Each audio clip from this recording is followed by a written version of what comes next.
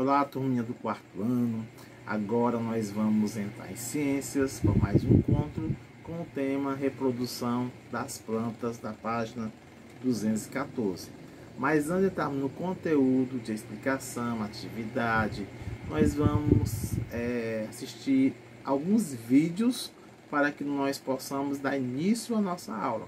Preste bem atenção ao vídeo, curta bastante e no mais nós vamos já explicar o assunto, reprodução das plantas. Nós vamos ver a germinação, nós vamos ver a polinização e vamos ver como ela se desenvolve, como ela se reproduz, certo? Então a planta é um ser vivo também. Ela nasce, cresce, envelhece, alimenta, reproduz e morre. É igual ao ser vivo, né? É igual ao ser humano, tá? A planta é um ser vivo? É. Eu sou um ser vivo? Sou. Você é um ser vivo? É. O porco é um ser vivo? É. Tá certo? Então, tudo aquilo que nasce, cresce, envelhece, produz e morre é um ser vivo, tá certo? Então, no mais, nós vamos ver o vídeo. Elas nascem, crescem, se reproduzem, envelhecem e morrem. Hoje vamos conhecer como ocorre a reprodução das plantas.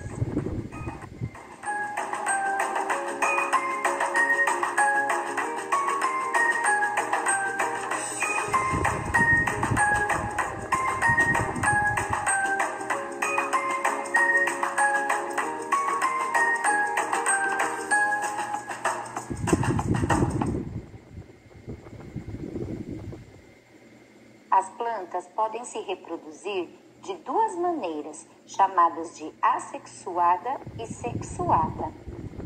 A reprodução assexuada, a origem de novos seres, se dá através de brotos e partes das plantas, dando origem a novos seres idênticos. Na reprodução assexuada, a principal forma de reprodução da planta acontece através da flor. Nesse tipo de reprodução, espécies podem se misturar e promover as variações de tipos e cores.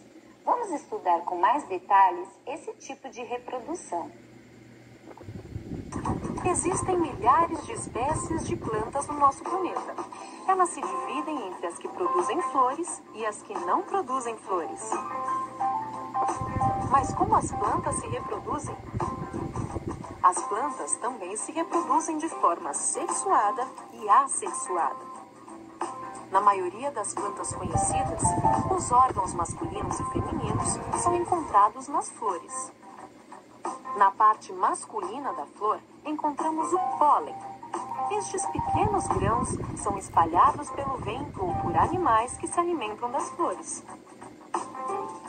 Quando o pólen atinge a parte feminina de uma flor da mesma espécie, ele fecunda os ovos, originando frutos e sementes, que germinarão criando uma nova planta. Plantas como o trigo, que usamos para fabricar pão, macarrão e muitos outros alimentos, só se reproduzem por meio de sementes. Mas existem plantas que também se reproduzem sem sementes, ou seja, de forma assexuada. Como isso acontece? Através de partes da planta adulta.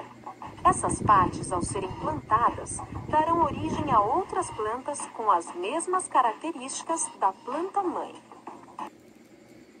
A flor possui em seu interior o órgão masculino chamado gineceu e o órgão masculino chamado de androceu.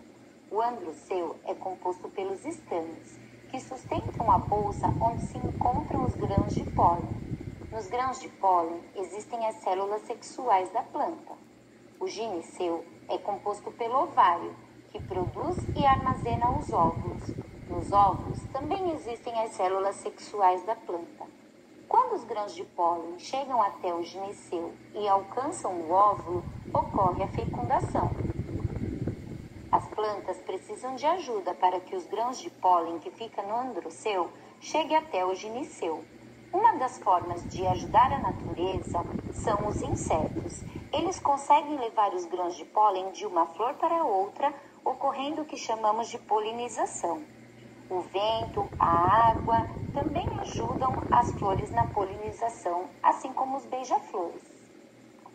Mostrando as etapas de polinização e fecundação, temos um exemplo com o agente polinizador, a borboleta.